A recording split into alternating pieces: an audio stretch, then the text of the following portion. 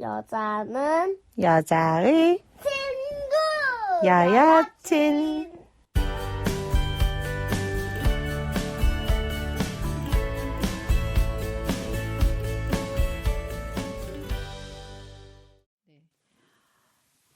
다음으로 이다힌 사례를 보겠습니다. 이다힌은 본명이 아니기 때문에 그냥 부르겠습니다. 김이레인이란 이름도 썼었고, 이다힌이란 이름도 썼었고, 또 많았어요. 여러 이름을 썼어요. 네. 계정이 여러 개였기 때문에. 근데 이제 이 사람은 그냥 단순히 온라인에서 활동하는 어떤 그런 계정이 아니라 오프라인까지 나와서 많은 여성들에게 성폭력 가해를 네. 했기 때문에 언급을 합니다. 그리고 지금은 뭐 하는지 모르겠는데 그때는 사실은 나중에는 너무 불안정해 보이고 좀 약간 트랜스젠더리즘, 말하자면 퀴어를 하는 사람들이 너무 큰 잘못을 하고 있다라는 생각이 들 네, 정도로 네. 제가 좀 약간 너무 마음이 아프고 네. 화가 날 정도로 이 친구가 굉장히 취약하고 불안정한 정신 상태를 보였어요. 그래서 걱정이 돼서 저는 사실 그냥 나중엔 차단을 하고 네. 먹금 네.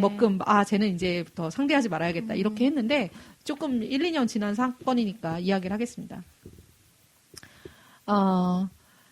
여러 건의 성폭력 사건에 언급됐던 인물입니다. 2017년 6월 12일에 이땡땡 사건 대책회의라고 하는 게 만들어지고 이땡땡 사건 경위서라고 하는 게 페이스북에 공개가 됩니다. 2017년 2월에 2030 페미니스트 캠프라고 하는 게 열려요. 네. 굉장히 대형 페미 캠프였고요. 이때가 2016년에 강남역 살인 사건으로 굉장히 물론 메갈리아도 있었지만 메갈리아 이후에 강남역 살인 사건이 가장 페미니즘이 폭발했던 시기잖아요. 네. 그걸로 폭발적으로 페미니즘이 담론이 커지고 페미니스트 집단이 늘어나면서 페미니스트 캠프가 생겼는데 이때 이게 되게 유명했습니다. 2030 페미 캠프가요. 또 이것도 페미 광장처럼 많은 사람들이 연루돼서 만들어졌던 그런 행사인데 여기에 생물학적 남자들도 참여 가능했던 거예요. 말하자면 스카들이 한 거니까요. 네. 이다힌 씨가 여기에 참여를 합니다. 자기 페미니스트라고. 뭐 남페미들도 다 갈 수 있었을 거예요. 남자도 페미라고 하면 다 받아주는 그 행사였을 텐데 이제 이 친구가 여기 가서 뭐라고 하냐면 자기가 트랜스젠더라고 말합니다. 근데 나중에 2월에 캠프가 있었는데 4월부터 고발이 나와요. 그 캠프 주최 측에 피해자들이 얘기를 해요. 그 캠프에서 사실 나는 이런 불쾌한 일을 겪었다라고 고발을 해서 4월부터 그 피해 사례를 접수했는데 네. 접수하고 정리해보니까 총 7건의 성폭력 사건이 그 캠프 안에서 이 한 인물이 저지른 사건으로 나옵니다. 근데 뭐 다 그런 거예요. 자기가 트랜스 여성이라고 얘기하면서 난 여자니까 우린 너도 여자고 나도 여자잖아. 트랜스 여성이니까. 우리 여자끼리니까 이런 얘기 실컷 해도 되지. 그러니까 넌 섹스 뭐 언제 처음 해봤어? 너 취향이 뭐야? 넌 너는 성적 취향이 성감대가 뭐야? 어디야? 넌 뭐 어떻게 해주는 걸 제일 선호하는 체위가 뭐야? 이런 식으로 여성들이라면 사실 여자끼리는 절대 그런 얘기를 그렇게 잘 안 하죠. 그리고 네. 오늘 캠프에서 어제 오늘 되게 친한 절친하고도 할까 말까 하는 이야기를 진짜 뭐 보지 친구 아니면 잘 그렇죠. 하지 않는 얘기인데 그것도 굉장히 친분이 오래 쌓이고 네. 이렇지 않으면은 잘 안 하죠 여자들은. 네. 근데 이제 이 친구가 이다인이 생각했을 때는 이런 거예요. 자기는 내가 나 여자라고 하면 여자들끼리는 여자니까 섹스 얘기 실컷 하고 뭐 성적인 얘기 실컷 해도 괜찮겠지? 이렇게 생각을 하고 여자들한테 막 성적인 것들을 물어보고 네. 막 그런 발언을 한 거예요. 그리고 이 사람은 뭐라고 말했냐면 이런 오프 모임에 자꾸 나가서 이 여성들에게 너는 트랜스젠더라면서 그럼 너 성전환 수술 할 거야? 이렇게 여자들이 물어봤을 때 아니 난 수술할 생각은 없어. 돈도 없고 수술은 아프잖아. 근데 나는 사실은 난 정신적으로 여성이긴 한데 근데 난 남자 성기로 섹스하는 그 느낌이 너무 좋아가지고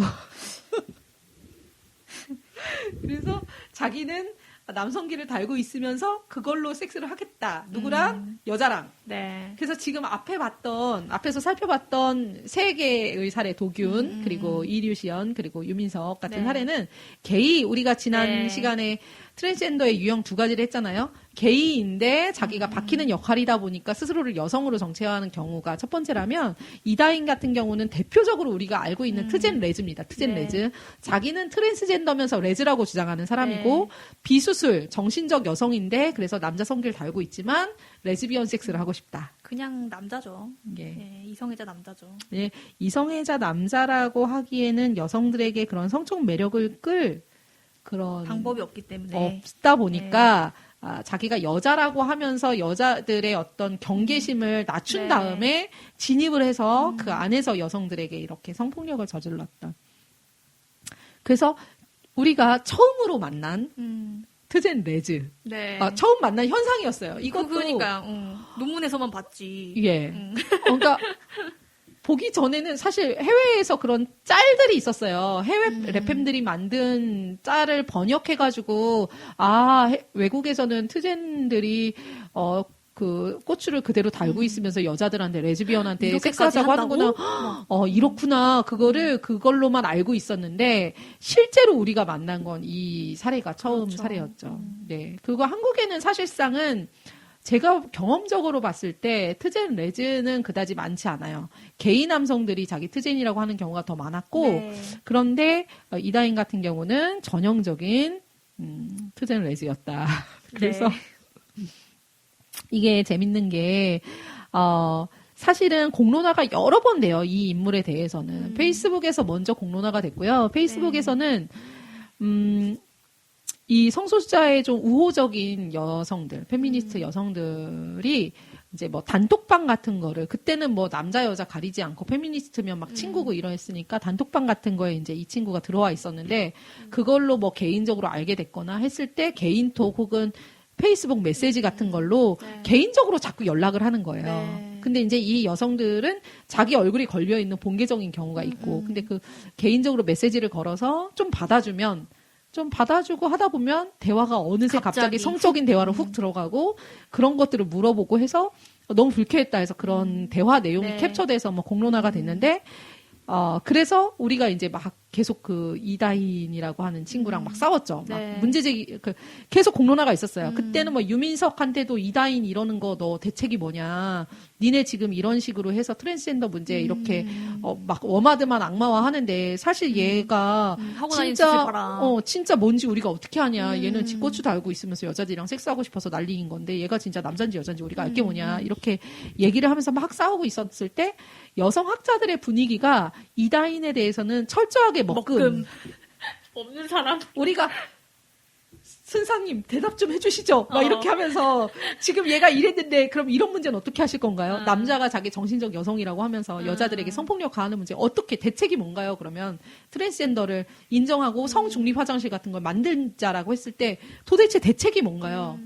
그냥 남자가 와가지고 자기 여자라고 주장하면서 성폭력 저지를 때 우리 어떻게 해야 되죠? 라고 했을 때 그 말에 대해서는 절대 대답 안 하고 네. 먹금했는데 알고 보니까 이게 사실은 우리가 2017년 한 초반에 계속 이걸로 이 친구랑 계속 문제가 있었는데 그때 철저하게 먹금하던 습가들이 알고 보니까 뒤에서 대책위를 만들어서 성폭력 문제를 수습을 하고 있었고 이 대책회의의 경위서가 2017년 6월에 공개가 되는 거예요. 그래서 그 당시에 제가 썼던 글을 지금 다시 찾아보니까 아니 우리가 그렇게 이다인 이거 문제라고 했을 때는 대답도 안 해주고 먹금하더니 그 페미캠프에서 그렇게 경위서가 공개되기 전에 그 페미캠프도 열리기 전에 먼저 랩팸들 가게정하고 막 친구 걸어오고 그렇죠. 막 한남충 그 랩팸의 언어를 따라하면서 막 여자들한테 접근을 했었어요. 근데 우리 랩팸은 이제 뭐야 얘 남자잖아 이렇게 하고서 완전 이제 차단하고 뭐 이렇게 막 공격하고 오히려 막 이렇게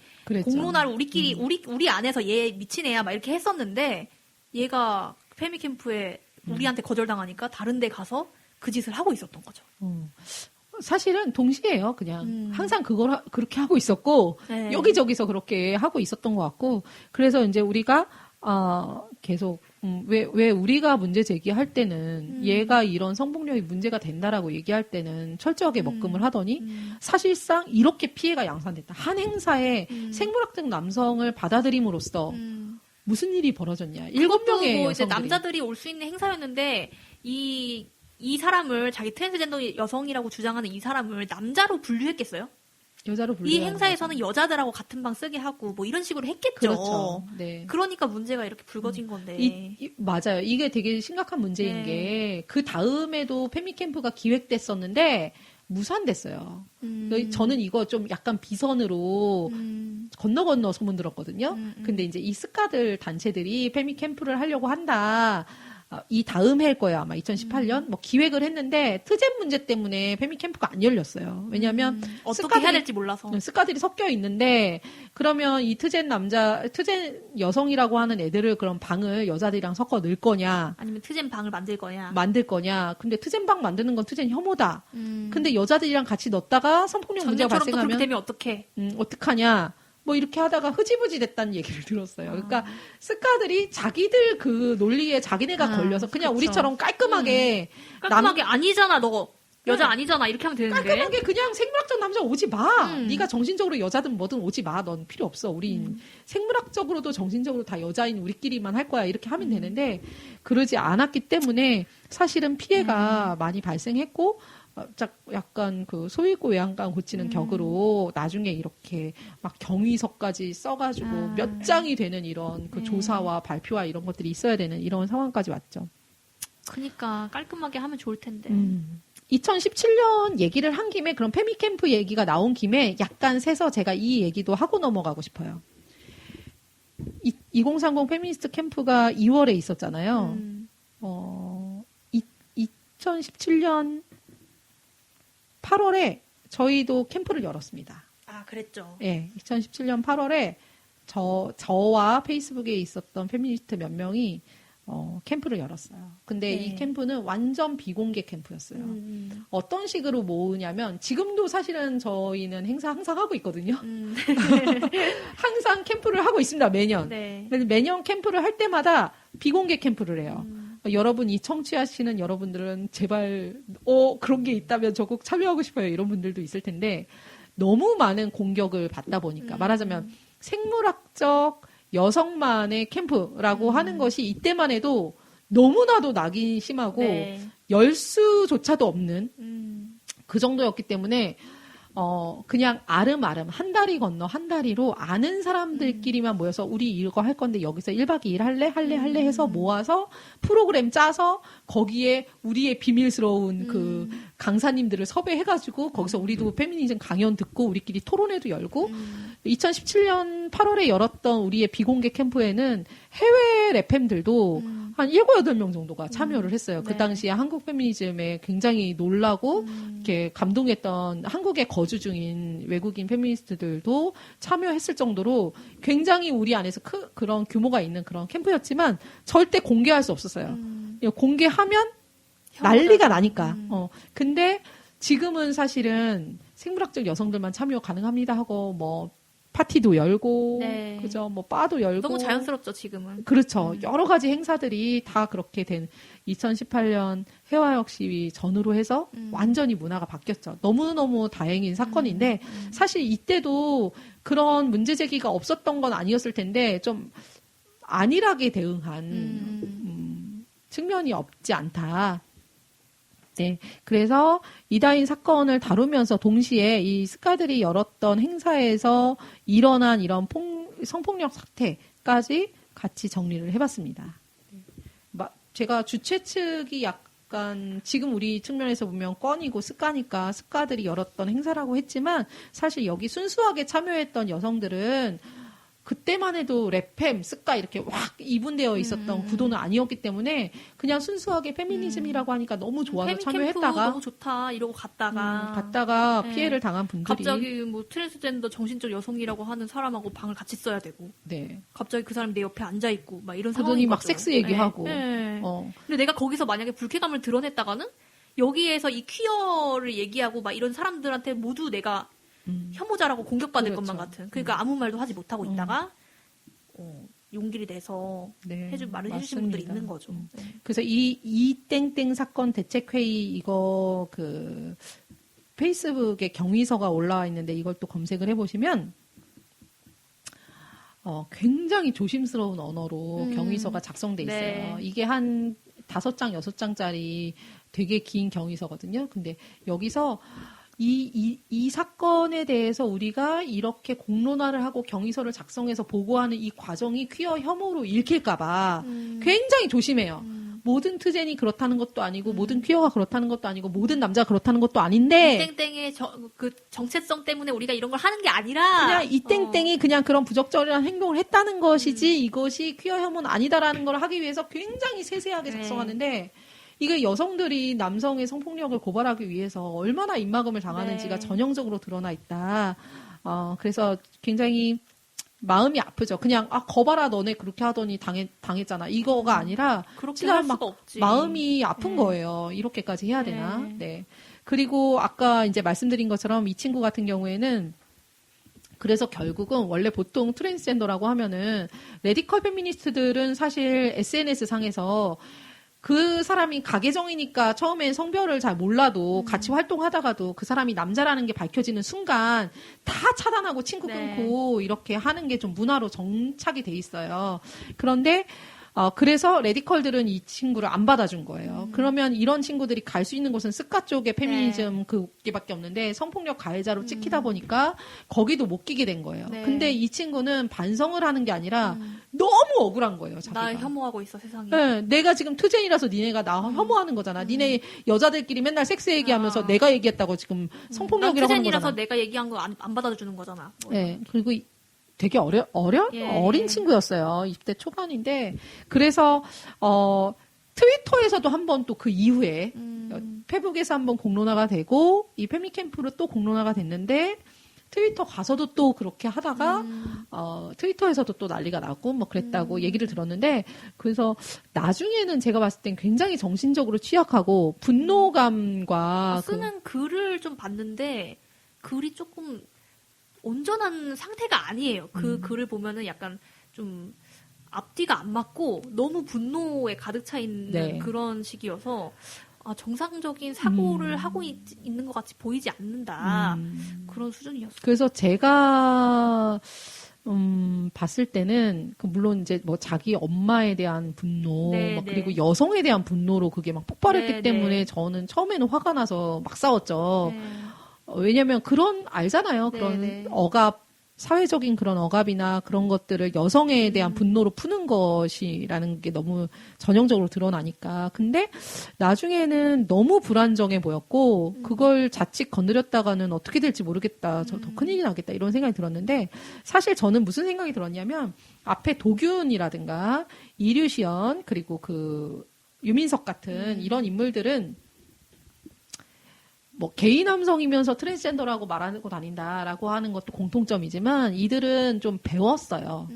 좀 배웠고 굉장히 그런 학술적인 그리고 어떤 그런 배운 엘리트적인 그런 언어로 막 포장을 하는 거예요. 이건 뭐 성노동입니다. 막 이런 식으로 굉장히 그래서 좀 엘리트적인 측면이 있어요. 뭐 실제로도 책도 번역하고 뭐 그런 국제적인 행사를 꾸리기도 하고 이런 사람들이니까. 그런데 이 땡땡 같은 경우에는 전혀 그런 기반이 없는 상태에서 그냥 그런 퀴어 이론에 자기한테 좀 유리하거나 좋은 부분만 싹 과실 따먹듯이 해가지고 내면화를 해서 그거에 완전 빠져들었는데 그게 저는 퀴어 이론이 가지는 아주 문제성, 아주 취약한 이 생물학적 남자긴 하지만 남자들 중에서 취약한 친구였던 거예요. 근데 이렇게 취약한 상태의 친구들에게 이거는 너 잘못이 아니고, 까지는 괜찮은데, 이건 너 잘못이 아니고, 세상이 너를 그렇게 하는 거고,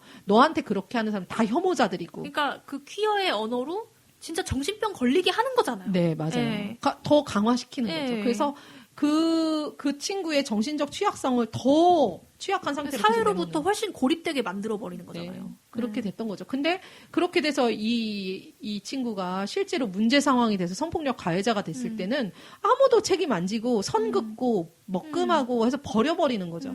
물론 그 친구가 저 트랜스 여성이고 저 레즈비언이에요라고 얘기했을 때 너는 뭐라 그러죠? 경계에 서 있는 막 그렇게 해주면서 주체적인 뭐다 막 이런 식으로 띄워주면서 사실상 그 친구가 뭔가 굉장히 더 비난을 받을 자기네들에게 상황. 뭔가 꼬투리 잡힐 만한 일을 했다. 그랬을 때는 딱 잘라버리면서 먹금해버리는. 그럼요. 저는 사실은 어떤 이론이든지 간에 기본적으로 사람의 도덕과 윤리를 그런 어떤 심성들을 고양시키는 효과가 있어야지만 네. 된다고 생각하는데 이 퀴어 이론이 실제로는 아주 원초적이고 말초적인 그런 욕구들에 인간을 완전히 내맡겨버리는 식으로 네가 원하는 거 해. 네가 원하는 네 욕구는 하나도 잘못되지 그게 않았어. 겉으로는 그 사람을 굉장히 존중하는 걸로 비춰지지만 그 사람이 가지고 있는 욕구를 내가 부정한다면 너 그거 잘못했어라고 한다면 굉장한 침해라고 말하면서 그 사람을 존중해야 된다라고 말하지만 실제로는 그 사람을 존중하는 방식이 아니라 그렇죠. 정신병 걸리게 하는 거예요. 그렇죠. 그냥. 왜냐하면 사회에서 전혀 받아들여지지 않는 사고방식을 계속 갖도록 네. 만드는 건데요. 그래서 굉장히 책임감이 없는 그러니까 우리가 포스트 모더니즘이라고 하잖아요. 네. 이 퀴어 이론을. 그러니까 상당히 책임감이 없다. 그리고 비윤리적인 데다가 네, 특히 취약한 사람들에게 큰 타격을 입히는 우리 슐러 제프리스의 책을 읽고 제가 놀랐던 거는 코르셋이라고 하는 책에서 보면 이 성폭력 피해자들이나 정서적으로 취약한 남자 게이들도 마찬가지입니다. 네. 너무 그 게이에 대한 혐오가 강한 문화에서 살다 보니까 남자 게이들, 특히 박히는 역할을 하는 게이들이죠.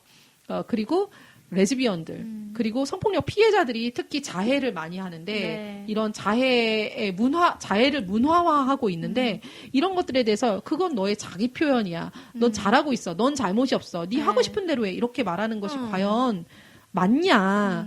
사실은 그게 아니라 너가 지금 이렇게 아픈 거는 누구나 싫은 거고 고통은 누구나 피하고 싶어 하는 건데 네가 그 고통을 즐기고 있다면 너가 지금 마음이 많이 어딘가가 안 좋구나. 그럼 그 원인을 찾아서 네가 그 고통을 스스로 찾지 않아도 될 정도로 사회와 이 세상을 바꿔서 네가 살 수 있는 세상을 만들어야 된다라고 가는 것이 좀 더 네. 맞을 텐데 그렇게 하지 않고 넌 고통을 즐기는 존재구나.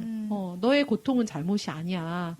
이런 식으로 말을 하는 게 취약한 사람들을 더 취약하게 만들고 그래서 그 사람들이 실제로 어떤 사태를 일으켰을 때 갑자기 자살을 한다거나 범죄의 가해자가 된다거나 했을 때는 선 긋고 먹금하고 자기네랑 마치 상관없는 것처럼 하는 것이 굉장히 비윤리적이다. 아니 저는 그냥 아무리 생각해봐도 너무 그냥 그들이 꿈꾸는 이상적인 사회가 저한테는 전혀 이상적이게 느껴지지 않고 너무 폭력적으로 느껴져요. 네. 막 자기가 할 수 있는 건 다 해야 되고 뭐 내가 내 몸을 어떻게 자르고 붙이고 하든 그건 나의 권리니까 아무도 뭐라고 해서는 안 되고 호르몬을 평생에 걸쳐서 맞아야 되고 그래요, 맞아요. 막 드랙 막 엄청 꾸미고 막 화장품을 얼굴에 떡칠을 하고 막 그렇게 자기 자유대로 할 수 있는 사회 그리고 그 자기 표현을 그런 방식으로밖에 할 수 없는 사회. 그러니까 자기 표현이라는 게 내가 책을 읽고 사유를 하고 나의 뭔가 이런 내가 삶에 살아가는 이유가 뭔지 사람들은 왜 사는지 뭐 이런 거에 대해서 사유하고 뭐 이렇게 내면 깊숙이 그 쌓아가는 방식이 아니라 그냥 겉으로 보여지는 어떤 뭐 패션이나 뭐 이게 나의 자기 표현이야. 난 로리타 내 자기 표현이야. 아니면 나는 드랙 막 이렇게 나 속눈썹을 막 3개 4개 붙이는 게 내 자기 표현이야. 이게 과연 이상적이냐는 거예요. 이게 과연 정말 그 사람을 존중해 주는 거냐는 거예요. 이게 정말 인간다운 삶인가? 그냥 그들이 난 남자라서 신경 안 써. 저희 남자가 뭐 죽거나 뭐 어떻게 하거나 고추 자르거나 뭐 하거나 저희는 신경 안 쓰는데 그냥 그런 걸 다 떠나서 그냥 생각해 보면은 이게 전혀 이상적인 사회가 아니다. 그들이 그리는 사회가 네. 비정상적이다 이건. 우리가 가야 할 방향이 아니다. 미러링을 떠나서 네. 그런 생각이 들어요. 그렇죠. 그래서 이 다인 사건을 제가 페이스북에서 계속 만나고 접하면서 저는 사실 그 여성학자들, 그 스카 여성학자들에 대한 분노가 굉장히 차올랐어요, 사실. 네. 여러분 제가 분노라고 얘기하는데, 분노가 뭐냐는 정의가 뭐 다양하게 있겠지만, 저는 급이 있다고 생각해요, 분노에. 정말 깊은 그걸 느꼈거든요. 네, 이다인이라고 하는 친구가 분노가 많아요.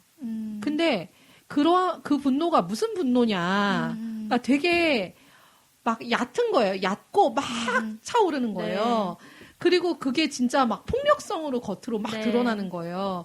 왜 내가 나를 인정받았지 못했다는 것 때문에 그 분노가 막 차올라서 누굴 당장 죽이고 싶다. 막 이렇게 막 말을 하고 다닐 때 그런 분노와 우리 페미니스트들이 가지는 그런 분노랑 다르죠. 예.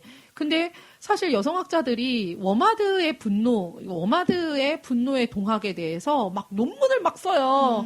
얘네들의 분노는 사실 뭐 이렇고 정제되지 않아서 문제고 사실 통하는 언어를 써야 되는데 얘네 말이 너무 이렇고 그러면서 이 분노는 과연 뭐 정당한가 왜 성소수자를 혐오하는가 막 이런 건 되게 열심히 쓰지만 사실 이 퀴어가 어떻게 취약한 그런 어떤 분노 조절 장애인 사람들이 그 이론에 경도돼서 그것을 더 약한 계층에게 그 화풀이를 하는 것. 그러니까 분노라기보다는 화죠, 화풀이를 하는 것에 대해서는 사실상 눈 감고 있는 거예요. 그래서 그 해외에서 트랜스젠더들이 도끼 들고 다니면서 터프 죽이겠다 하면서 막 피칠갑한 옷 입고 다니고 이렇게 하는 것들에 대해서는 말하지 않는 거죠. 사실은 워마드의 분노만 문제적인 것이고 그런 원초적인 감정들에 대해서는 그리고 그런 것들이 사실은 정리가 돼야 그 사람이 온전해질 수 있는 건데 그런 것들에 대해서는 사실상 책임지고 있지 않다 이런 생각이 들었어요. 그래서 여러분이 걱정하시는 것보다 오히려 워마드는 훨씬 더 잘 살고 있다 이런 생각을 그때는 막 하면서 싸웠었거든요. 물론 아니 진짜 그분들은 이미 뭐 고학력에 뭐 그런 이론을 생산해서 먹고 살 수 있고 이미 뭐 부르주아 계급으로 그렇죠. 태어났을 확률이 굉장히 높잖아요. 그렇죠.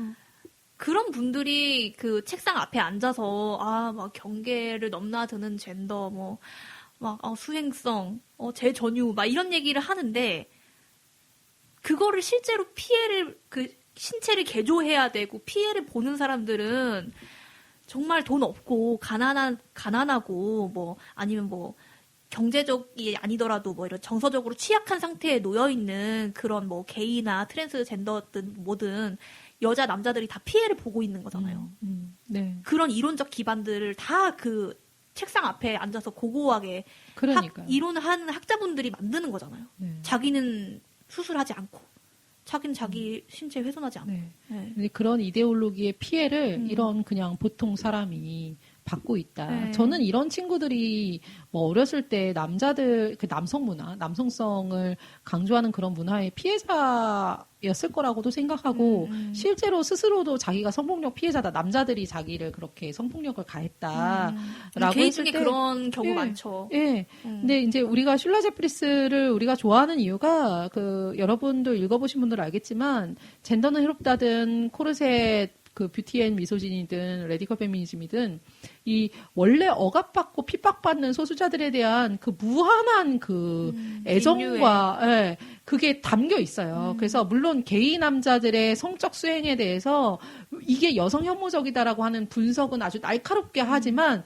사실 이들이 이런 문화 속에서 얼마나 억압받고 핍박받는데 그것을 좀 더 긍정적으로 바깥의 분노를 터뜨림으로써 사회 구조를 바꿔서 해결해야 되는 문제들을 자기 안의 혐오로 가져오면서 계속해서 이런 문화.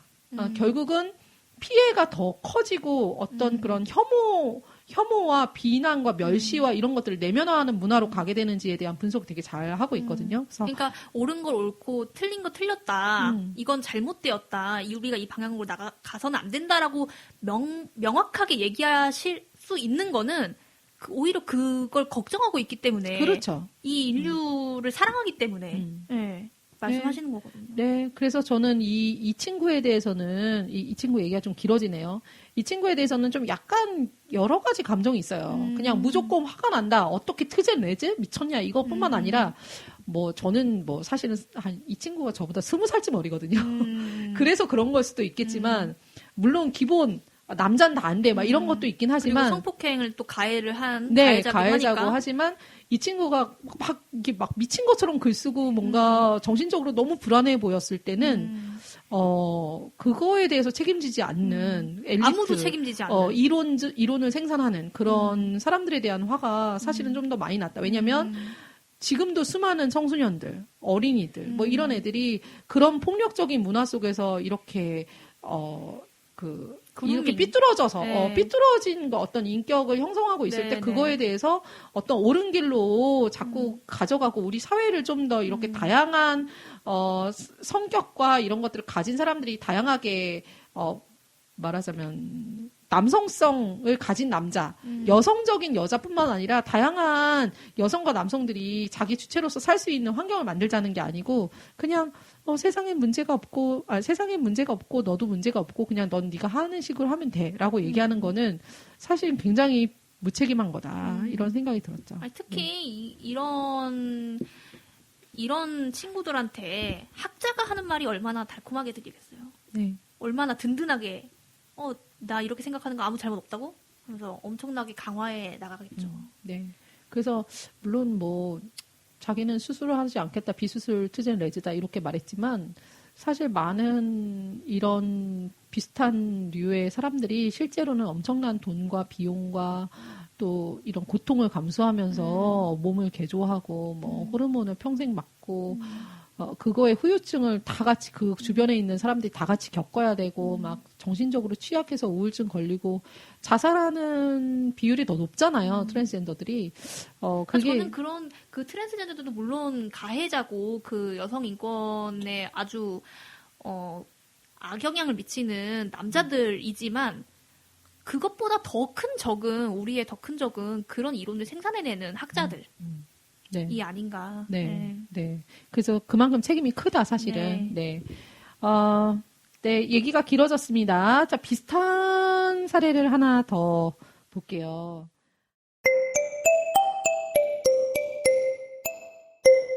구독과 좋아요를 눌러주세요. 그리고 게시판에 응원 댓글도 달아주세요. 팟빵을 통해 후원해주시면 더 좋은 방송을 만들 수 있어요. 여자는 여자의 친구, 여여친. 네, 다음 사례입니다. 페이스북에서 이런 논쟁이 터져요. 2017년 초였던 걸로 기억합니다. 왜냐하면 페미광장 하기 바로 직전이었거든요.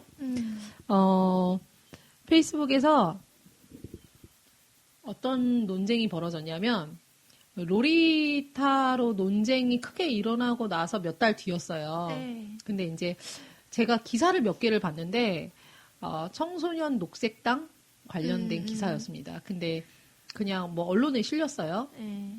인터뷰 기사였는데 이 청소년 녹색당에 활동하고 있는 청소년들이 네. 자신들이 청소년의 권리를 대변한다라고 얘기하면서 왜 청소년에게만 이런 저런 규제를 하고 있냐. 그래서 기본적으로 나이를 기준으로 한 규제는 모두 청소년 혐오다. 그래서 나이로 관련된 법 규제들은 다 철폐돼야 된다. 이런 주장을 했어요. 보통은 지금은 운동을 이제 열심히 하고 있는 그게 이제 투표권 관련해서 열심히 했었고, 근데 여기에 이제 얹어서 술이나 담배 이런 것도 살 수 있고 할 수 있어야 된다. 그리고 섹스도 마찬가지고 네. 이런 권리를 주장했죠. 예. 이 친구들이 쓰는 글들을 보면은 술담색 권리라고. 술, 담배, 섹스 할 권리. 그래서 사실은 이제 이게 우려가 됐던 점이 뭐였냐면 이때 2016년에 로리타 논쟁이 굉장히 크게 일어났었고 저는 페이스북에서 이제 우리 지인님도 그랬겠지만 로리타 관련으로 엄청나게 그 논쟁에 같이 참여를 해서 싸웠고 이때쯤이 꼭 여자 연예인들의 그런 로리타 컨셉뿐만 아니라 로타라는 작가, 사진 작가 문제, 그리고 뭐 그 당시에 드라마가 굉장히 나이 어린 설정, 여자 주인공은 어린 나이의 설정, 그리고 남자 주인공은 굉장히 나이가 많은 그런 네. 설정으로 드라마가 막 제작되고 이랬을 때라서 이 로리타 문화에 대한 비판이 전반적으로 굉장히 클 때였어요. 네. 근데 갑자기 뭐라고 얘기하냐면 청소년 의제강간이라고 해서 나이 제한이 있잖아요. 뭐 그때는 13세였죠. 한국은 13세로 가장 낮은 나라. 의제강간 13세 이하와 성관계를 하면 무조건 강간으로. 네. 그게 이제 의제강간이죠. 네.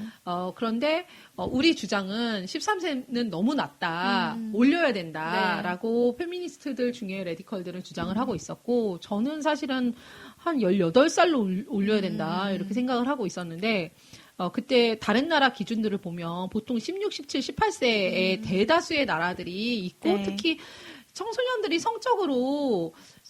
섹스를 하는 것이 괜찮다라고 받아들여지는 여러 나라들, 네. 서구 국가들도 사실 의제강간 나이는 다 높아요. 16, 17, 18세에 어쨌든 다 들어있다는 거예요. 네. 근데 한국 같은 경우에는 청소년에 대한 성적 억압은 굉장히 크고, 동시에 의제강간 연령 굉장히 낮고 청소년들이 굉장히 이중의 취약성 네. 안에 있다라는 얘기였는데 이때 이 청소년 녹색당의 일군의 그 청소년들이 언론에다 대고 우리는 청소년 당사자의 이름으로 의제강간이 연령이 올라가지 말아야 할 뿐만 아니라 내려가야 된다. 의제강간이라는 제도 자체가 청소년 없어져야 혐오다. 된다. 그래서 의제강간이라고 하는 건 없어져야 된다. 이런 식의 주장을 했죠. 그때 뭐 청소년들의 어떤 주체성, 네.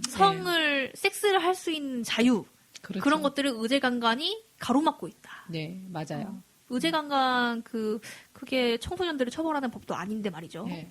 심지어 뭐 그 기사에서 직접 다루진 않았지만 나중에 제가 이 청소년 운동권 이 친구들을 본 결과 의제강간의 폐지를 주장할 뿐만 아니라 이런 청소년의 섹슈얼리티, 청소년들의 섹스할 권리를 굉장히 전면에 내세우고 있고 이 청소년의 섹슈얼리티라는 말 안에는 청소년의 성매매할 권리도 들어있어요. 그러니까 청소년 성노동론이랑 네. 또 이어져 있는 거죠. 네. 청소년 성노동자 이런 말도 쓰거든요. 네. 심지어 그러니까 10대 나이에 성착취 당하는 일을 직업으로 삼을 수밖에 없는 여성들을 성노동자라고 부르고 있고 그걸 아무렇지도 않게 얘기합니다. 그래서 이런 문제점들을 공유하고 있다. 이 퀴어 그 트랜스젠더라고 하는 사람들이 거의 이렇게 흐름이 비슷하게 연결됩니다. 네. 근데 이 당시에 이래서 청소년 녹색당과 굉장히 또 엄청난 그 논쟁이 붙었었죠. 몇 날 며칠을 싸웠었는데요. 네. 저는 사실 녹색당 그 페이스북 페이지까지 가가지고 막 장문의 글을 쓰면서 네. 니네 청소년 녹색당이 이러고 말하고 다니는데 어떡할 거냐 막 이렇게. 네, 왜냐면 제가 그 당시에 제 딸이 지금 초등학생이지만 그때는 뭐 4살, 5살이었는데 저한테 당신 딸의 성적 자기결정권은 딸한테 있는 거다. 그걸 엄마인 너가 뭐 어떻게 할 수 있는 게 아니다. 네. 그래서 아니 내 딸 4살이라니까 4살이 무슨 성적 자기결정권이 있어. 결정을 할 자기가 뭔지도 모르는데. 자기 결정권이란 말도 모르는데. 근데 이제 모든 나이로 한 규제는 철폐돼야 된다 이렇게 주장하고 있었고 근데 이제 이 친구들 중에 제가 그때 처음으로 이런 표현을 본 거예요. 제가 봤더니 그 당시에 막 키베를 뜨는데 얘네들이 다 남자애들인 거예요. 다 남자애들이고 뭐 물론 이제 서로 이 페이스북의 그런 어떤 특성상 누구님 이렇게 말하고 존댓말로 처음엔 싸우기 시작했지만 저도 이제 청소년인데 그래도 뭐 녹색 당 이름 걸고 뭐 활동하는 활동가 막 이렇게 붙어 있으니까 저도 이제 존중을 해준 거야. 네. 야 얘네들아 이렇게 안 하고 뭐 누구님 이렇게 말씀해 보시죠. 뭐 이러면서 싸웠던 거예요. 근데 이 친구들이 점점 무례함이 도를 넘어서 네 딸 이 아줌마야. 네 딸의 성적 자기결정권은 딸한테 있다니까? 말귀 못 알아들음? 막 이런 식으로 말을 하니까 제가 너무 화가 나는 빡치죠. 거예요. 예. 근데 왜냐면 내가 그 친구들한테 반말을 하면 나이주의가 되는 거고. 걔네들이 나한테 반말하면은 그건 이제 저항, 운동. 그래서 그렇게 예의를 반말아 먹었는데 이제 제가 뭐 그런 거는 둘째 치고 보니까 다 남자애들이더라. 여자인 친구들도 한두 명 있어 보였지만, 제가 봤을 때는 그때 저의 타임라인에 들어와가지고 막 항의글을 남겼던 그 친구들이 다 남자들이었어요. 그래서 제가 뭐라고 했어요. 너네들은 남자들이고, 지금 보니까 청소년 운동한다고 하지만 지금 나이가 20살들인데, 니네가 청소년의, 특히 여자 청소년의 성적 자기결정권, 혹은 여자 아동의 성적 자기결정권을 얘기하는 게 이상하게 들리지 않겠냐. 남잔데 네가 여자들의 성적 자기결정권을 말하는 게 그렇게 얘기를 했더니 그 중에 한 친구가 왜 패싱하시죠? 제 젠더를 왜 함부로 패싱하시죠? 왜 저 보고 함부로 남자라고 규정 지으시죠? 제 염색체 보셨나요? 이렇게 하는 거예요, 진짜로. 저 진짜 그때 처음으로 패싱이란 단어를 처음 보고 멘붕에 빠져 패싱 뭐지 도대체? 그리고 막 검색을 했어요. 그리고 나서 보니까 자기 스스로를 여자라고 주장하고 다니는 아이였던 거예요. 네. 그 친구가 한송이. 네, 한송이라는 이름을 쓰고 있습니다. 네. 이 한송이는 트위터에서 활동을 많이 해요, 지금도. 트위터에서 튤립 연대라는 걸 처음으로 제안해서, 만들었던 걸로 알고 있는데, 말하자면, 트랜스 청소년 운동. 그래서 청소년들 중에서 트랜스젠더인 사람들이 튤립 이모지를 달아서 우리끼리 서로 연대를 하자라고 하면서 그걸 만들었습니다. 사실은 우리 트랜스젠더 문제 중에서 가장 중요하고 심각한 문제 중에 하나가 그렇죠. 아동 청소년 트랜스젠더. 문제죠. 그렇죠. 왜냐하면 특히 2차 성징이 있기 전에 호르몬으로 2차 성징을 막아야 된다라는 것 때문에 사실 몸에 엄청난 무리가 가는 그 시술들을 받게 되고 그리고 정신적 정서적으로도 여러 가지 문제를 겪을 수 있기 때문에 한국에서는 아직까지는 아동 청소년 트랜스 문제는 그다지 가시화되지 않았기 때문에 우리한테는 시간적인 여유가 있고 좀 그래도 안심이 되는 측면이 있는데 이것을 좀 전면에서 내세우고 있는 친구가 바로 이 친구예요. 네.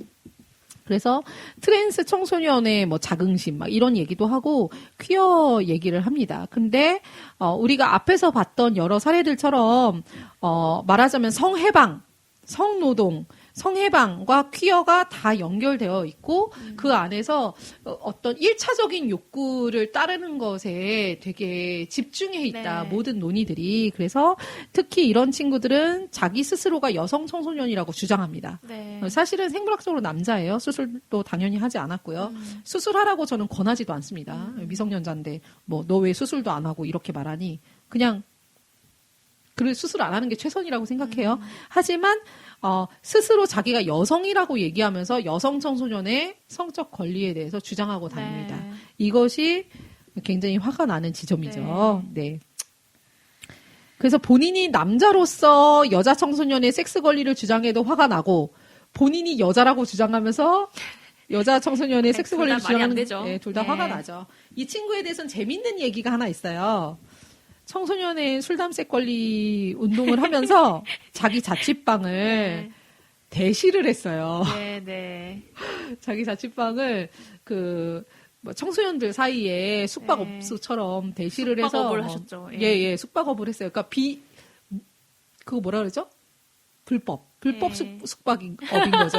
네. 왜냐면 등록을 하지 않았으니까. 그렇죠. 예. 원래는 일반적으로 숙박업을 그렇게 그냥 막 하면 안 되잖아요. 근데 했어요. 뭐라고 했었냐면 그때 막 자세히 기억 안 나지만 대략적인 내용이 자기 피드에 막 글을 썼어요. 예. 그러니까 뭐 내 방을 빌려드립니다. 빌려주는데 뭐 1,000원, 2,000원, 3,000원 이렇게 비용을 받아요. 그래서 우리가 대실 사업이라고 부르는 건데 뭐 2,000원, 뭐 3,000원, 5,000원 이렇게 비용을 받는데 술은 각자 사와야 된대요. 술은 각자 사와야 되고 담배도 각자 사와야 된다. 근데 이 술, 담배 사실 청소년들 이 방을 사용하는 사람 다 청소년들이기 때문에 일단 윤리적인 문제가 있죠. 근데 이들은 그런 청소년에게 술, 담배 왜 제한하냐 이런 걸 얘기하고 있으니까 그렇다 치고 그 다음에, 이 방 안에서 만약에 동성애자들이 이 방을 쓰겠다고 할 경우에는 2,000원인데, 이성애자 커플이면 4,000원이다. 뭐 이런 식으로 가격에 차등을 뒀어요. 네. 그래서 이성애자는 더 비싸게, 이성 커플은, 근데 동성 커플은 더 싸게, 이런 식으로. 웃긴 거 생각났어.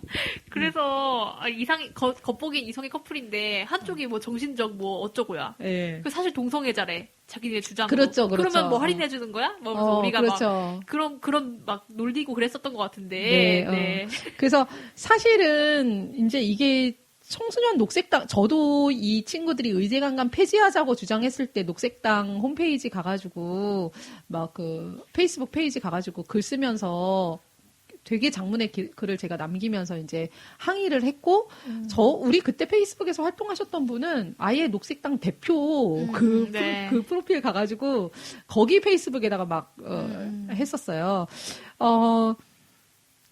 그랬지만 사실은 문제가 청소년의 권리 운동을 한다는 측면에서 그 청소년 정당을 만들었다는 데 의의가 있는데 우리가 생각하는 청소년의 권리 운동이라고 하면 사실은 투표권 문제가 그때는 지금은 네. 이제 18세로 떨어졌지만 그때는 20세였으니까요. 그렇죠. 정치에 참여할 수 있는 권리 그리고 학습권, 건강권 네. 뭐 이런 문제들이 사실은 굉장히 중요한데 그리고 자기 꿈을 실현할 수 있는 그렇게 경쟁 일반도에 이렇게 휩싸이지 않고 균등하게 그런 교육을 받을 수 있는 권리들이라든가 이런 것들이 사실 굉장히 중요하잖아요. 그런데 이 친구들은 그냥 술, 담배, 섹스를 왜 20살 이상만 할 수 있게 했냐?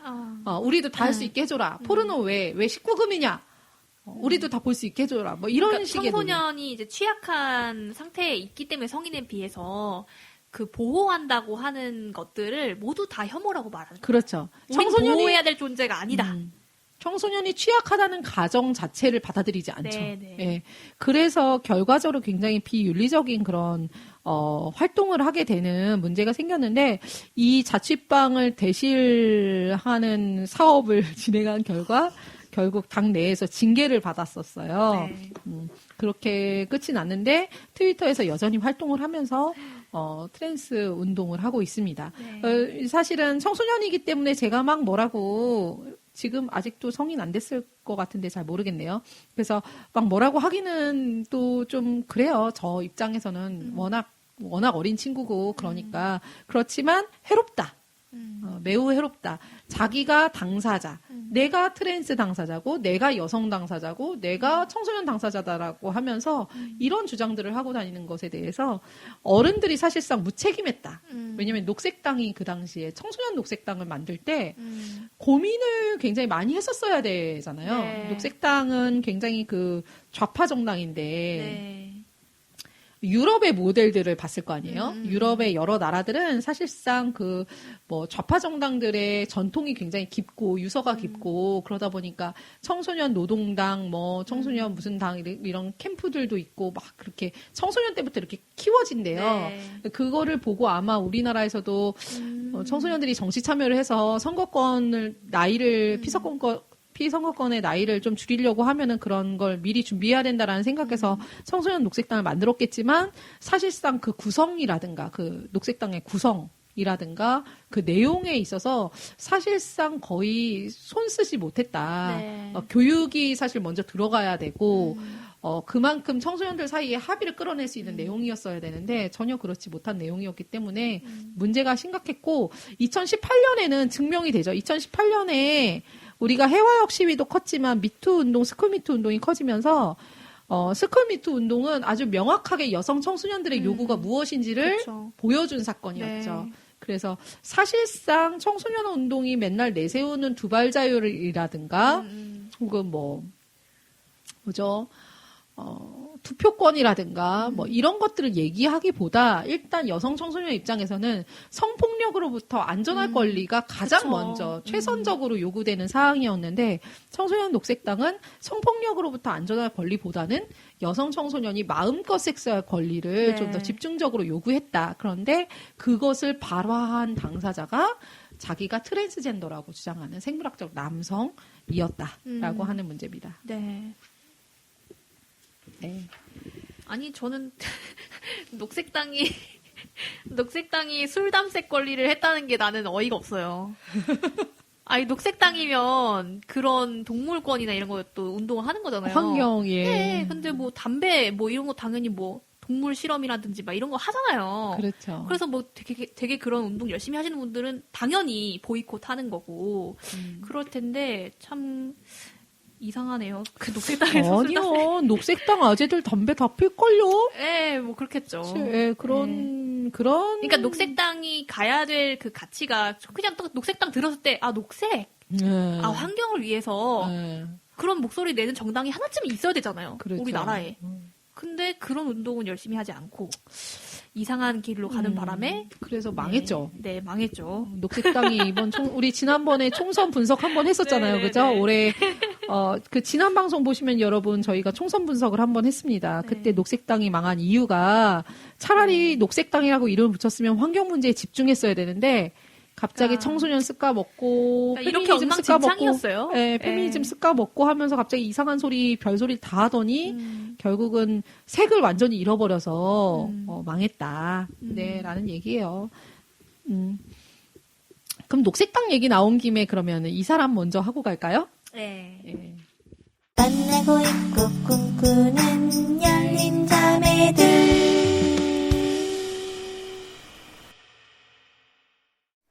만나고 있고 꿈꾸는 열린 자매들은 열다북스 멤버십입니다.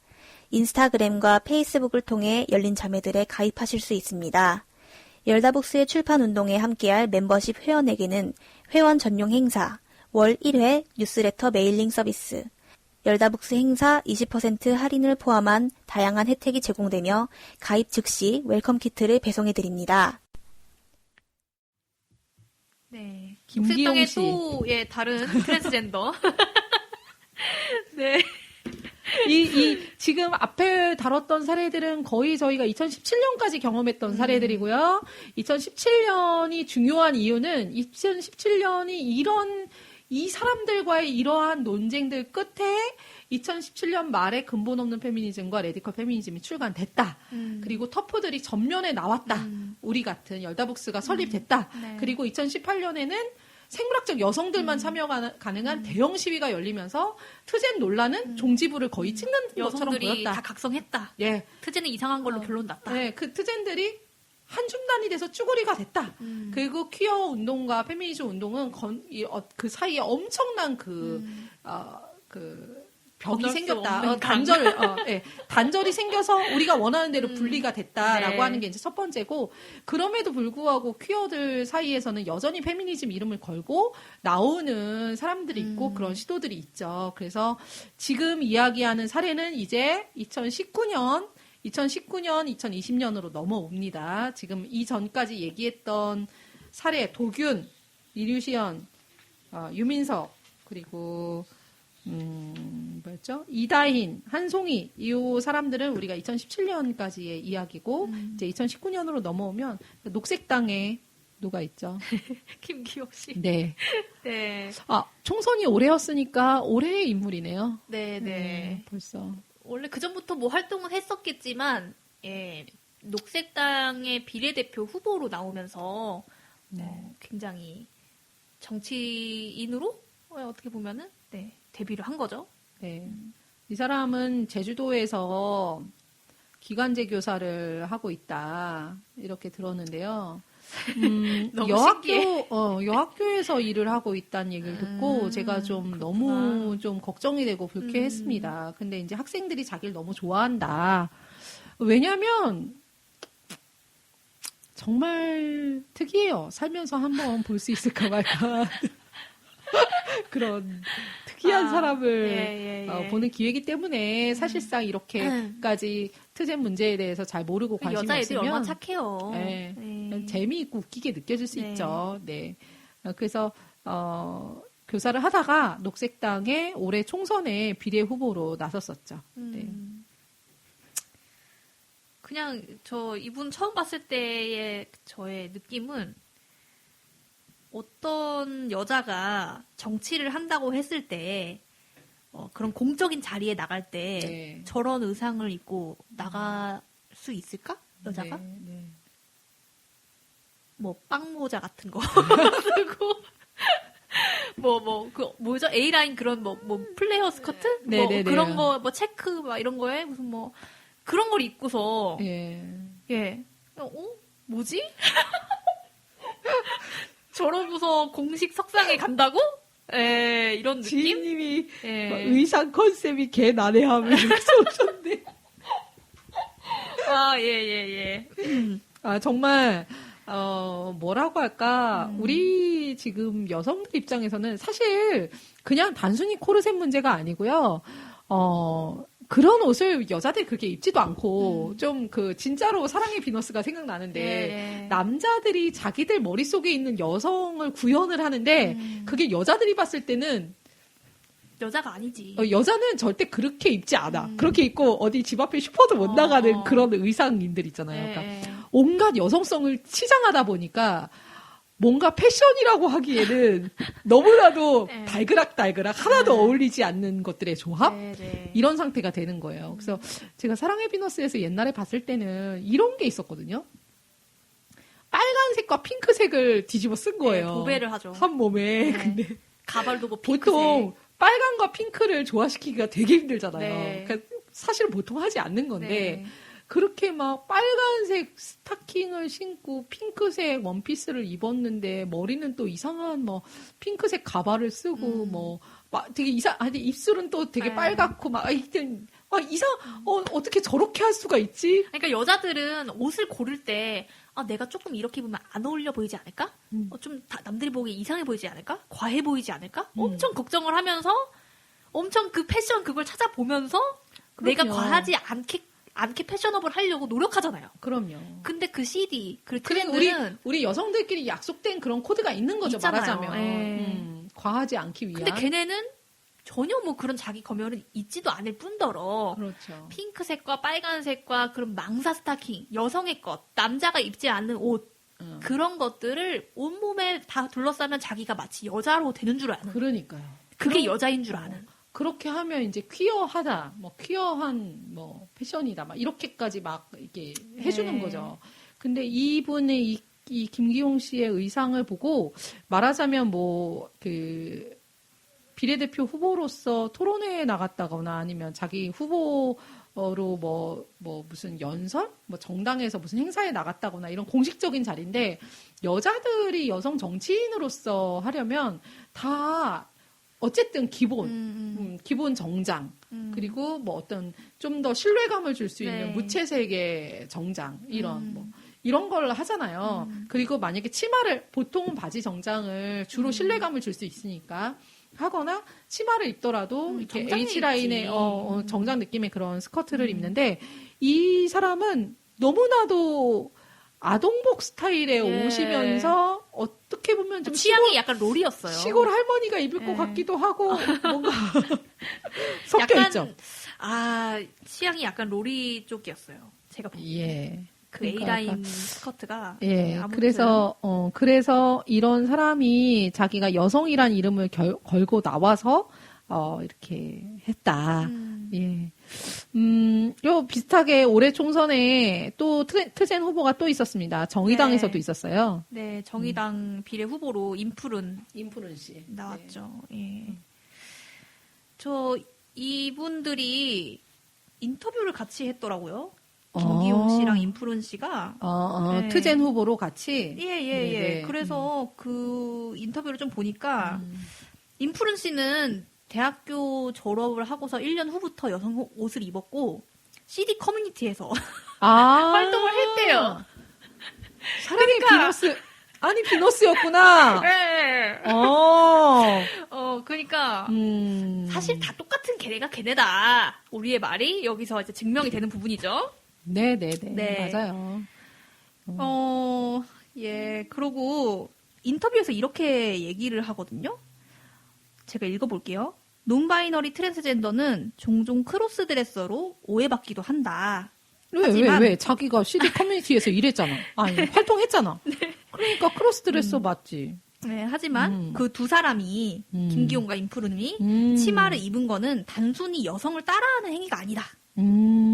여성, 남성으로 나뉘어진 성별 이분법의 경계를 허무는 의미다. 하지만 일각에서는 이 같은 모습을 보고서 저희 같은 랩팸들이 트랜스젠더가 여성의 코르셋을 강화한다. 여장 네. 남자와 다를 바가 없다. 그렇죠. 이렇게 비판을 하는데 MTF, 그러니까 남자에서 여자로 트랜스젠더를 한 트랜스젠더인 숙명여대 합격생 변희수 하사. 네, 그 두 사람과 같은 의심이 이렇게 반복돼서 그런 일들이 벌어졌다. 근데 이제 인풀은 이렇게 얘기했다고 해요. 저희는 성해방의 최전선에 있어요. 우리의 존재가 탈코르셋 아닌가요? 뭔 개소리입니까? 갑자기. 그러니까 무슨 여자들이 그 여성에게 주어진 어떤 그 젠더롤, 성적 역할을 이렇게 머리가 길다거나 뭐 이런 치장들을 강요받잖아요. 그거를 벗는 게 탈코르셋이니까 남자들에게 강요가 되는 짧은 머리 이런 것들을 나는 거부하고 여자들에게 요구되는, 남자에게 요구되지 않는 긴 머리나 뭐 치마 이런 여성의 복장을 하는 게 나한텐 탈코르셋이다. 그러니까 전혀 코르셋이 뭔지를 이해를 못했는데 예. 완전 개소리죠. 남자가 무슨 코르셋이 있어요. 예. 남자가 여장하는 건 탈코가 아니지. 그러니까 그 전제 자체가 저희랑은 맞지가 않는 거죠. 그렇죠. 예. 네. 우리가 이 주제에 대해서는 여러 번 얘기했습니다. 네. 사실 뭐 두 사람이 치마를 입은 건 단순히 여성을 따라하는 행위가 아니라 성별 이분법의 경계를 허무는 의미다. 이렇게 말하는데 아니 우리 탈코한 여성들한테 이 말 되게 좋아하잖아요. 얘네들이 그 말 하는 거거든요. 남자 되려고 그러냐, 뭐 남자 흉내 내냐, 이렇게 얘기하거든요.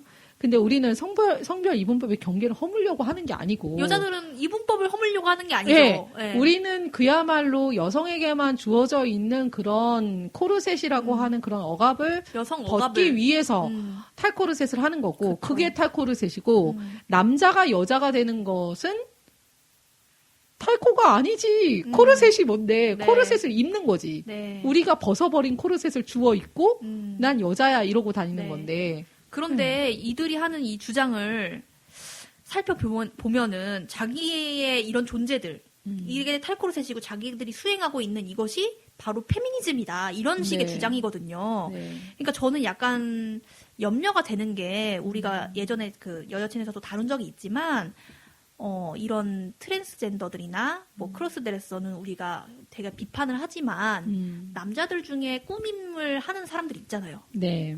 뭐 화장을 하는 사람도 있고. 근데 그게 막 우리가 그렇게 혐오하는 CD나 막 그 트젠의 방식이 아니라 정말 남자인데 막 남자 아이돌처럼 막 화장 꾸미고 예쁘게 하고 네. 걔들도 종류가 다양하잖아요. 그렇게 하는 분들한테 여자들 이제 페미니스트들이 그래 꾸밈은 너나 해. 너무 잘하고 있어. 막 이렇게 하면서 그쵸. 응원을 하잖아요.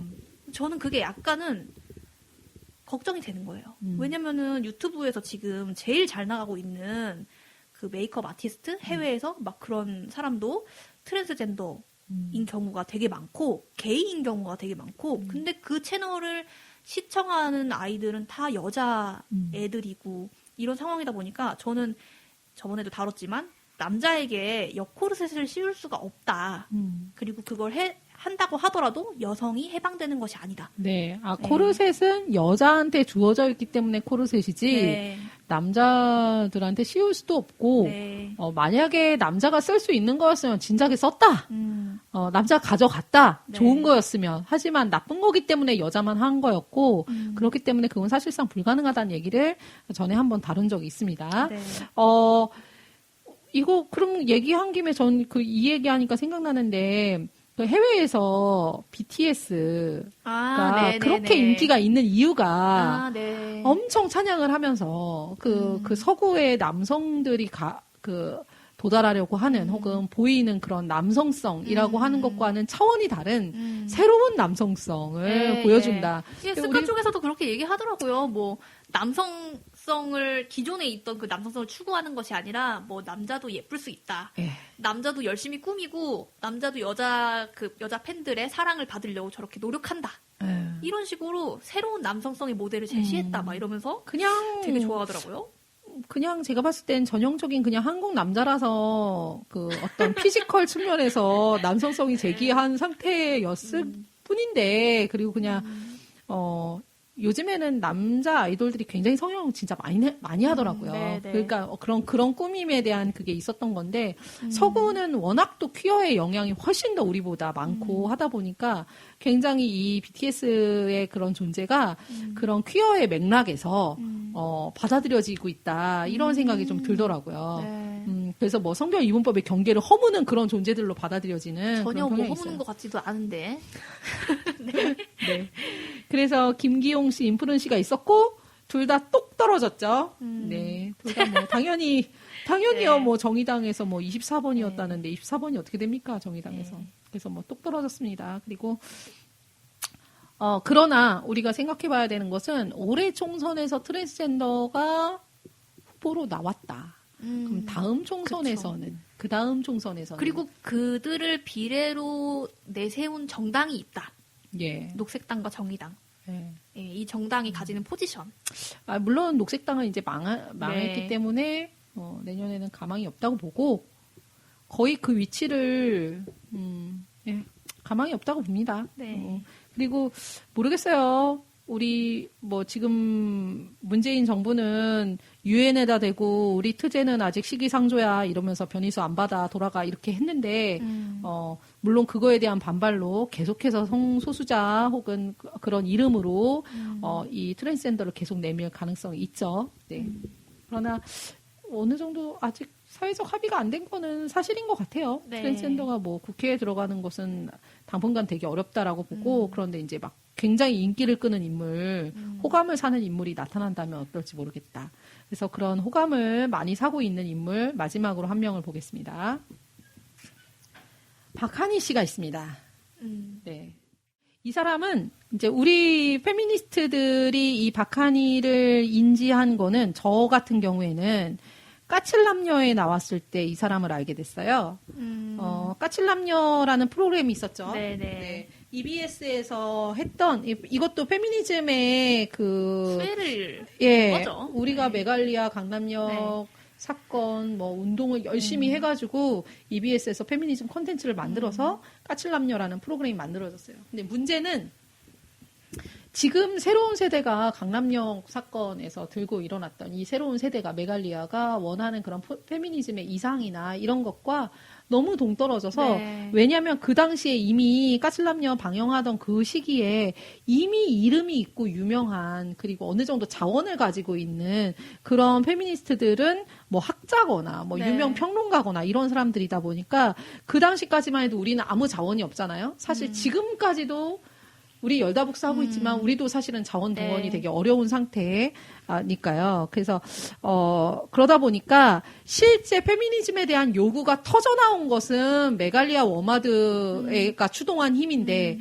그걸로 인해서 TV에 나와서 페미니즘 말을 한 것은 완전 극스가들이었다. 네. 네. 그분들 중에 이제 까칠남녀에 출연했던 사람이 누가 있냐면 이현재 교수. 네. 서울시립대 교수입니다. 그리고 손희정 네. 문화평론가 손희정 씨, 그리고 은하선 씨, 네. 섹스 칼럼니스트죠. 은하선 네. 씨 이런 사람들이 고정으로 까칠남녀에 출연했어요. 물론 이제 뭐 내부 사정을 잘 알고 있는 저 같은 입장에서는 진짜 저 사람들 나와가지고 이상한 소리 자꾸 하네 이랬지만. 기본적으로 그 맞은편에 앉아 있는 남자들 있잖아요. 그 당시에 그 맞은편에 앉아 계셨던 남자분들이 황현희 개그맨 황현희. 황현희 씨가 있었고 정영진 정영진. 네. 그리고 황현희. 소나람도 출연을 했었고요. 네. 서민 서민 교수도 고정 패널은 아니었지만 뭐 예, 출연했었죠. 예. 이게 아마 이 까칠남녀가 몇 회 방송 안 했어요. 네. 몇 회 못 했는데 어쨌든 방송될 때마다 엄청나게 뉴스화되고 이슈화가 됐습니다. 왜냐하면 이 황현이나 정영진이 말하는 것과 이 사람들과 이 페미니스트라고 있는 맞은편에 있는 여성들의 그런 논쟁이나 언쟁 상황들이 그대로 나왔기 때문에 물론 뭐 손아람 씨는 뭐 페미니스트로 나왔겠지만요. 자석자 하려고 나갔겠지만요. 그래서 그런 그 당시에 굉장히 여러 가지 뭐 캡처본들도 많이 돌아다니고 있고 방송분이 있으니까 보시면 되는데 이게 몇 회 못했고 마지막에 까칠남녀에서 성소수자 특집을 했어요. 네. 그러면서 이제 LGBT라고 해서 한 명씩 나온 거죠. 레즈비언 한 명, 게이 한 명, 바이 한 명, 트랜스 한 명. 그 나올 때 하나하나 LGBT를 맡고 있는 한 명 한 명이 나와가지고 출연한 거죠. 네. 예. 그래서 이제 뭐 LGBT 우리는 뭐 성소수자예요. 뭐 이렇게 하면서 네. 나왔어요. 네. 그때 이제 은하선 씨가 아마 바이섹슈얼로 나왔을 거고요. 트랜스 쪽에 나온 게 박하니 씨입니다. 네. 그때 처음 봤다. 네네, 저는 그때 처음 봤습니다. 네. 근데 이 얘기를 길게 하는 이유가 있어요. 이 LGBT 특집, 성소수자 특집으로 까칠남녀가 방영된 이후에 그 방영되기 직전부터 이 보수단체, 특히 기독교단체 중심으로 이 EBS 홈페이지 거의 테러가 일어납니다. 막 게시판에 막 글 도배되고 그 방영하지 마라 하고 난리가 나요. 왜냐면 너무, 안 좋은, 특히 이제 뭐 동성애 혐오를 하고 있으니까요. 기독교 네. 단체는. 그래서 결국 이 방송은 근데 나갔고, 나갔는데 공격이 너무 심하니까 결국은 이 방송 프로그램 자체가 폐지됩니다. 그러니까 폐지되는 과정이 일단 은하선 하차. 은하선에 대해서 바이섹슈얼이라니 뭐 안 된다. 그래서 은하선 왜냐면 다른 사람들은 일회성으로 나왔는데 은하선 씨는 고정이었으니까 하차라는 요구가 굉장히 나오고 근데 그래서 제작진이 은하선 씨를 하차시키려고 하는데 다른 출연진들이 그럼 나도 안 한다 하면서 프로그램 자체가 끝난 폐지해 거구나. 버렸습니다. 사실 어떻게 보면 이래요. 네. 페미니스트들이 열심히 싸우고 운동을 해서 페미니즘 프로그램이 생겼어, 공중파에.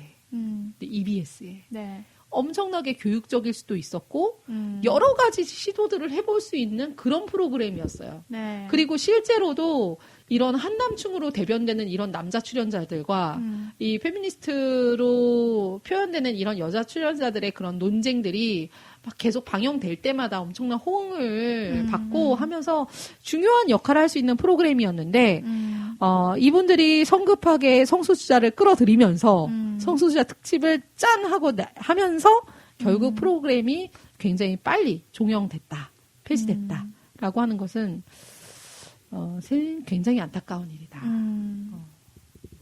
그런 생각이 들죠. 네. 그때 출연했던 그 박하니 씨가 뭐 이렇게 단발머리에 막 나왔죠. 네. 이 사람은 변호사고요.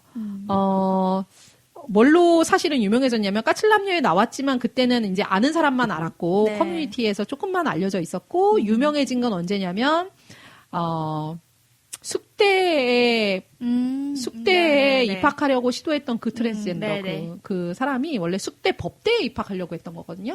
숙대 법대에 입학해서 자기는 이 성소수자들을 위한 그런 법률 활동을 하는 사람이 되고 싶다라고 포부를 밝혔던 건데 그때 이 친구가 자기 롤모델로 박하니 씨를 네네. 언급해요. 그러면서 그때 숙대 그 여대들이 숙대를 비롯해서 여대들이 엄청나게 막 항의를 하면서 이게 막 논란이 되잖아요. 그러니까 이슈가 막 올라왔었을 때 그 당시에 이제 이 학생이 롤모델이라고 한 박하니는 누구? 이러면서 기사가 많이 나오죠. 그러면서 박하니가 유명해졌습니다. 네. 이 사람은 자기는 성소수자고 자기는 트랜스젠더고 여성이다. 네. 그러나 정신적 여성 전형적인. 예, 그쵸? 예. 전형적인 정신적 여성이고 네. 자기는 성전환 수술을 할 생각 없다. 네. 비수술. 네, 트랜스젠더. 비수술 트젠이고 숙대 입학남은 수술을 했다고 했었죠. 그리고 네, 그렇죠. 네. 누구죠? 그 변희수도 그때 수술했고, 이슈였으니까 네. 변희수 씨도 그때 가서 수술하고 왔다라고 했는데 일단 뭐 성전환 수술을 완벽하게 한 건 아니고 일단 고환을 드러냈다라고 하는 TMI를 우리가 들었었는데 이제 박하니 씨는 자기는 그런 수술을 할 생각이 없으나 네. 정신적인 성별이 인정받기 위한 그런 운동을 계속해 네. 나갈 것이다라고 주장했고 그거에 법률적인 거에 선봉에 서 있는 사람입니다. 이 사람은 2017년에 경향신문과 인터뷰를 했는데요. 뭐라고 했냐면 중학교 1학년 때부터 성정체성을 고민했다. 나는 남중, 남고, 공대를 졸업했다.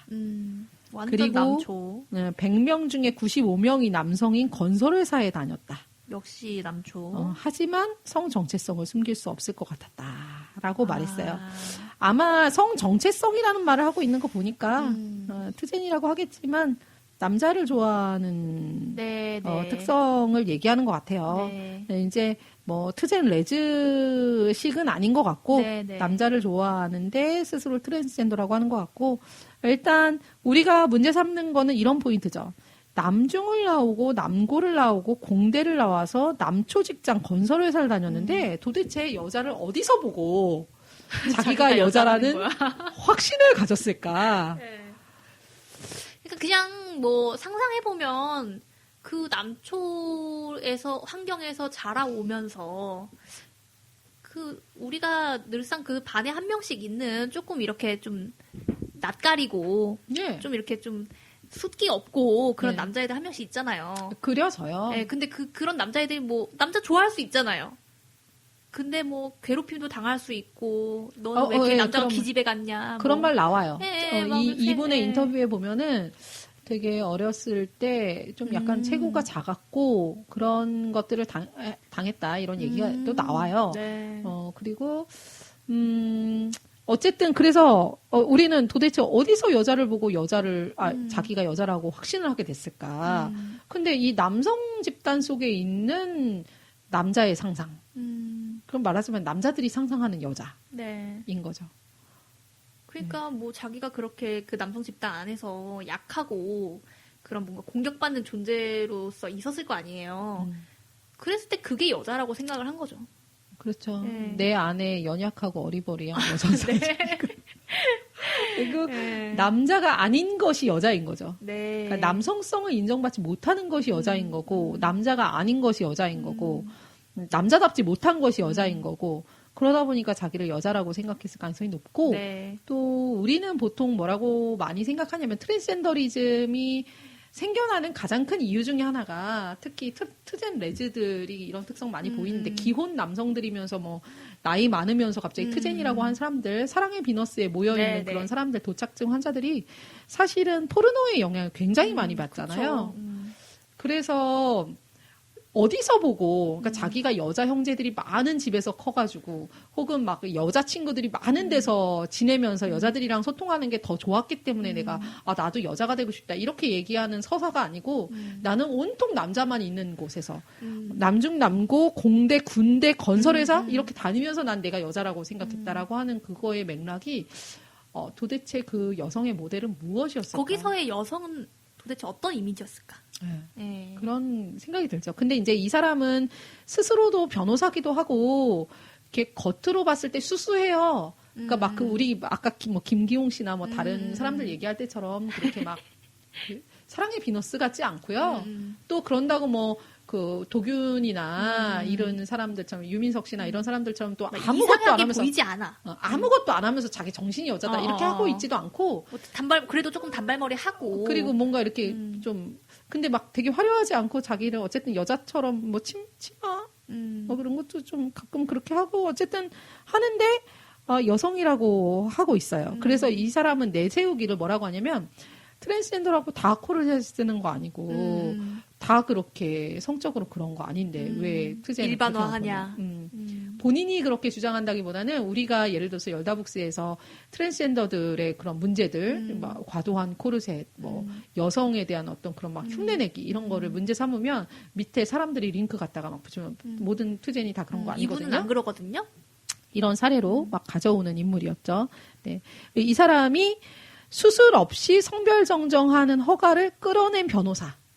국내 첫 트랜스젠더 변호사면서 수술 없이 성별 정정할 수 있도록 하는 것을 밀고 있는 그리고 뭐 변희수라든가 그 숙대에 입학하려고 했던 그 사람들을 뒤에서 지원하고 있고 이런 것들을 계속 이슈를 일으키고 있는 그런 역할을 하는 사람입니다. 네. 그렇습니다. 이런 맥락들 안에서 올해 초 2020년 초에는 변희수와 그 숙대에 입학하려고 시도했던 그런 트랜스젠더 사태가 터졌던 것이죠. 네. 좀 얘기하다 보니까 우리가 사례를 정리하면서부터도 얘기가 길어질 거를 예상하긴 했는데 네. 그래도 여러분 재밌죠? 예, 재밌을 것 같아요. 네, 저도 정리하면서 재밌네요. 네. 네. 그래서 여러 사례들을 살펴봤습니다. 여러분들이 들으시면서 재미도 있지만 또, 이런 생각도 하셨을 것 같아요. 이게 진짜 그냥 당장 눈앞에서 일어난 게 아니라 정말 오랫동안 이런 사례들을 만나고, 싸워온 결과구나 이런 것들을 생각하셨을 것 같고, 이미 이런 부분들을 어느 정도 알고 계셨던 분들은, 좀 새록새록 이런 기억을 좀 다시 되새겨보기도 하고 이러셨을 네. 것 같아요. 특히 뭐 국내 트젠론이라고 하면 저는 올해 뭐 박한이랜다. 저는 올해 변이수 사태 때 처음 알았어요. 뭐 변이수 사태 때 처음 열다복수 알았어요. 이런 분들도 있을 것 같아요. 네네. 하지만 사실은 굉장히 오래된 거고 저는 트랜스젠더의 여군 진입 시도나 여대 진입 시도가 네. 우발적인 것이 아니라고 생각합니다. 다 기획된 거라고 생각해요. 기획된 거고 성소수자 운동권이 지금 뭔가 제도적으로 이 문제를 계속 문제 제기하려고 계속 준비를 하고 있다 이런 생각이 들고 차별금지법도 그 마찬가지인 거고요. 네, 맞습니다. 차별금지법을 도입하기 위해서 그걸 계속 거리를 만들고 있다. 그런데 이번에 우리가 굉장히 잘 막아냈다. 네, 막아냈고 뭐 사회적 합의에 대해서도 우리가 확인을 했고 이 문제에 대해서는 그리고 여대 같은 경우에는 여대 학생들이 굉장히 많이 연대를 잘하고 싸워서 결국 이번에는 막아냈다. 근데 이제 이들이 여대 말하자면 국회 진입을 시도한 것이고 그리고 여대 진입, 여군 진입을 시도를 한 것이다. 그리고 최근에 우리가 지난 시간에 잠깐 언급드렸지만 성폭력 상담소에서 상담소 직원들에게 매뉴얼을 제공해서 네. 쉼터에 들어오는 트랜스젠더 내담자들을 어떻게 대해야 되는지를 했는데 말하자면 쉼터까지 진입을 하려고 하는 것이고 네. 이것이 이제 뭐 여성 교도소라든가 혹은 스포츠 경기 이런 정말 데까지 가까이 다 온 거예요. 예. 이제. 근데 서구에서는 이미 다 진행되고 있는 건데 한국에서는 이제 막 하나 둘씩 사례가 나타난다. 물론 사실 여대에 이미 트젠이 다니고 있다라는 말도 있습니다. 그럴 수 근데, 있겠죠. 예. 성별 정정을 이미 한 다음에 입학했을 때 그거 어떻게 합니까? 네. 예. 알 수 없죠, 우리가. 그렇지만 우리가 알려진 사태, 특히 이렇게 기획으로 성소수자 운동권에서 기획해서 막 들이미는 사태에 대해서는 끝까지 싸울 거다. 막아내야 된다. 열다복스는 그 당시에 우리 헌법스원, 네. 네. 사실은 진짜 숙대 사태 때는 숙대 학생들과 함께 헌법소원을 준비까지 했어요. 네. 우린 변호사도 있고요. 네. 헌법소원 갑니다.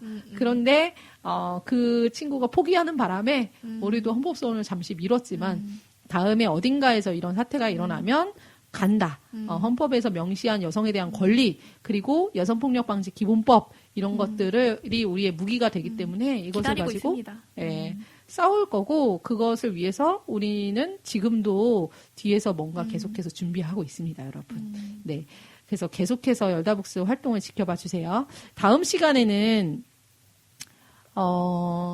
이어서 어떻게 이런 사례들, 이런 남성들이 트랜스 여성이라고 주장하면서 여성의 공간에 밀고 들어오고 페미니즘의 운동에 의문을 제기하면서 계속 자신들을 배제시키지 말라고 하면서 이렇게 관광되고 들어오는 그리고 자기가 여성이라고 하면서 여성에게 성폭력을 저지르는 이런 사건들, 일련의 사건들을 대하면서 우리가 어떻게 키베를 뜨고 싸웠었는지 우리 여성들이 그리고 그때 여성 학자들 그리고 여성 단체 사람들, 유명 여성 학자들 다 언급하겠습니다. 네. 여러분들이 감명 깊게 읽은 책의 저자일 수도 있어요, 여러분.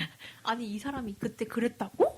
헐, 실망이야. 이러실 네. 수도 있어요, 네. 여러분. 그치만 해야 알아야 됩니다. 됩니다. 네, 알아야 네. 됩니다. 저희는 사실 다 알고 있어요. 네. 저 사람들이 사실 지금 여성 운동에 대해서 굉장히 왜냐면 지금 이미 대세가 됐잖아요. 해화역 시위 이후로는 이 여성들에게 함부로 너네 틀렸어라고 말할 수 없는 상황이 돼서 지금 슬쩍슬쩍 말 바꾸고 있어요. 네. 뭐 워마드에 이런 의도 있긴 있었지요. 하지만 문제는 이런 식으로 말 바꾸고 있는데 그 당시에 얼마나 이 여성들에 대한 특히 워마드를 비롯해서 이 생물학적 여성을 중심으로 하는 여성 운동에 대한 핍박과 비난과 그리고 온갖 자원을 동원해서 이런 낙인 찍기와 자리 뺏기가 심했는지 그리고 그런 것들이 어떻게 지금까지도 이어지고 있는지에 대해서 다음 시간에 이어서 다루도록 하겠습니다.